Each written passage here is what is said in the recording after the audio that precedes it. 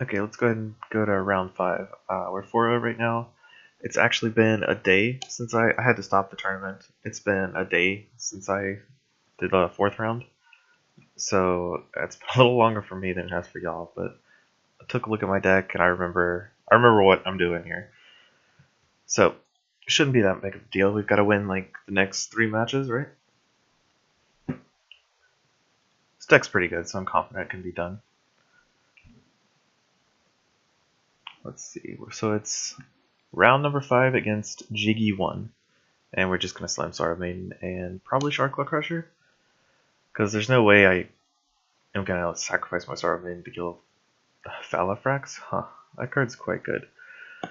And unfortunately, maybe I will be Great Pack Sorrow Maiden. Because if he moves Valafrax, he gets an Istix Flame, which is one of the better burn spells in the format.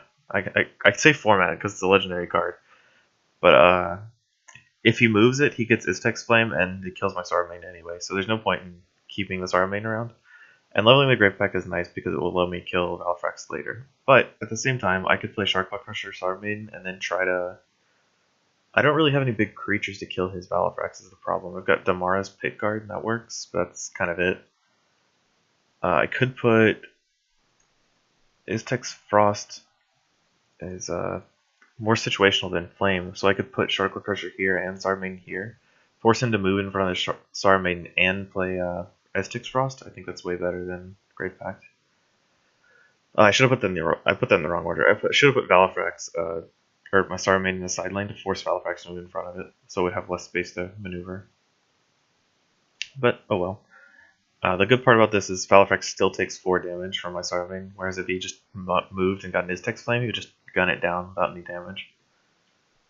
Valafrax is a quite strong card. It is a legendary though, so you don't see it too often, thankfully. There's a lot of really good legendaries, but...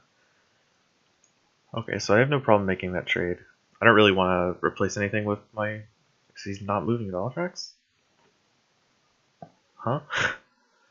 Okay, that doesn't make any sense to me because I can just kill his Valafrax now with Sorrow Maiden. Right? Okay, what's the downside here? I'm trying to think of whether I should play Katara Sprite Spring Dryad or like Twin Strength Spring Dryad or Group Meal or something.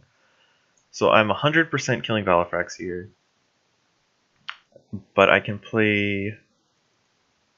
Let's see, do I want to save the Sharkclaw Crusher? I could play Spring Dryad and save the Crusher with my Twin Strength, but I think I'd rather have Guitar Sprite on the board and a leveled one. So let's just kill it, have the Sharkclaw Crusher trade, and then play Guitar Sprite here and replace it with Spring Dryad. I could have done that in any order, I don't really care where the Guitar Sprite goes. Okay, so a really bizarre. Nice, I drew the Harbinger of Spring. That's why I wanted to play the Guitar Sprite, because if I draw the Harbinger of Spring, I get a really good value by replacing it, and the Harbinger gets +2/+2. And he still has to deal with the Sorrow Maiden, which is pretty easy since it's only a 4/3. He could block it with a 5/5. He's in. I only know his Tempest cards, right?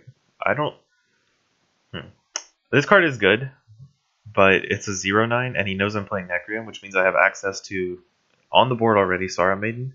And I could have Gloom Reaper Witch, which is why I tend to not play this card against Necreum decks. Because it just dies at every rank to any of these cards. So what I'm going to do is go ahead and play my Harbinger. Actually, I'll go ahead and attack for 8 now. Play my Harbinger in front on top of the Guitar Sprite to get it +2/+2. Then hopefully the Guitar Sprite pops up here. Nice. Because I want to put my Sorrow Maiden in front of it. And I don't want to put Sorrow Maiden in front of Shimmerfang Serpent. So that was actually pretty good for me overall. The only bad part is if he makes a Lightning Worm in front of Sorrow Maiden, it might have a chance of dying before I can kill his Storm Shaper. So I'm kind of hoping the Lightning Worm goes anywhere else. Yeah, well, you can't have it all. If only. So he Dryads booned the... So how is he killing the Sorrow Maiden? He has to kill it, otherwise that Dryads boon does nothing. So he's not killing it. That's only 4 power. It's not enough.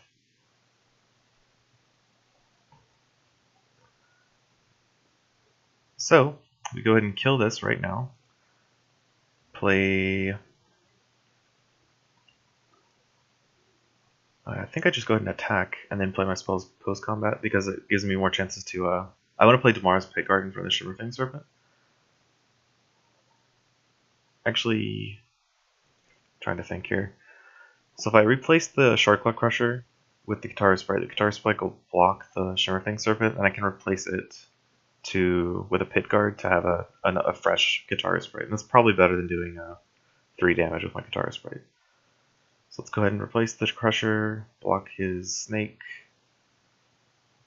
Battle, and then play the Pickguard on top of it, and get more pumps to my spring creatures.